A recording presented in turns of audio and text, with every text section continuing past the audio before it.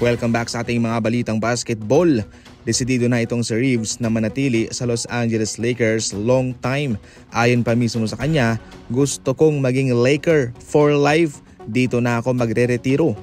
Ayon naman sa impormasyon galing kay Jovan Buha, expected na itong si Reeves ay pipirma ng long-term contract sa summer na ito at posibleng kumita ng 30+ million bawat taon. Hindi magdidikta sa career ni Reeves ang kanyang inconsistent na performance sa playoff.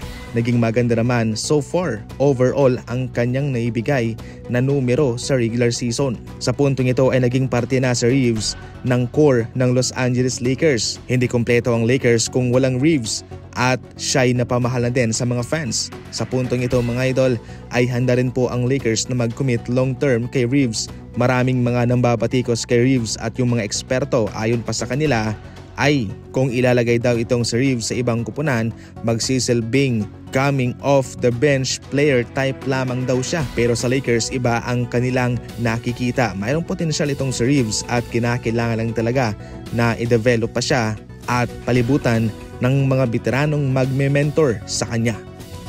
Kaya maraming mga single na NBA players sa ngayon, mas pinipili nilang wag nang magnobya, wag nang gumawa ng pamilya. Hindi naman sa ating nilalahat pero somehow ay ginagawa itong kalakaran ng ibang mga chika babes sa NBA na magsosyota ng isang NBA player at magkikipaghiwalay.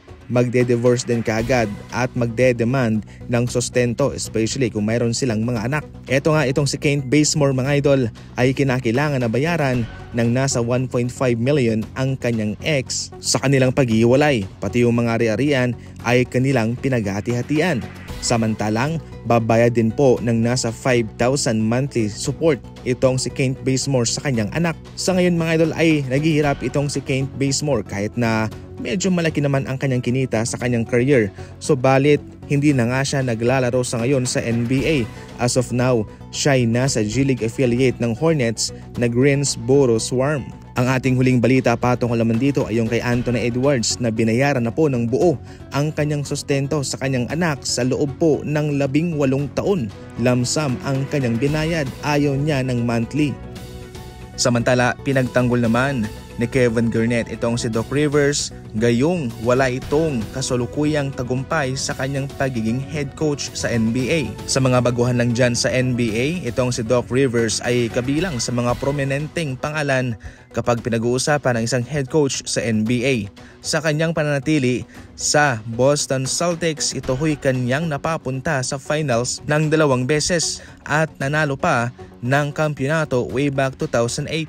Ayon mismo kay Kevin Garnett, sa pag-i-struggle daw ngayon ni Doc Rivers sa kanyang pagiging head coach, hindi raw ito patungkol sa kanya, kundi ito raw ay patungkol sa mga malalaro. Hindi raw sa ngayon na nanalo ng mga finals o hindi man raw talaga naging matagumpay itong si Doc Rivers simula nang siya'y umalis sa Boston Celtics dahil sa mga players na hindi rin daw nagtutugma sa kung ano ang kanyang gustong ipagawa. Kung tutuusin, ibang-ibang head coach itong si Doc Rivers. Siya yung tipong head coach na ipapagawa sa yung dumepensa sa kalaban mo 48 minutes at isang hardworking na coach. Kinakailangan mo na sumunod sa mga mahihirap niyang pinapagawa para maging magaling na player ka. Minsan kasi ang mindset ng mga NBA teams ay palaging kasalanan ng head coach. Hindi naman siya yung naglalaro.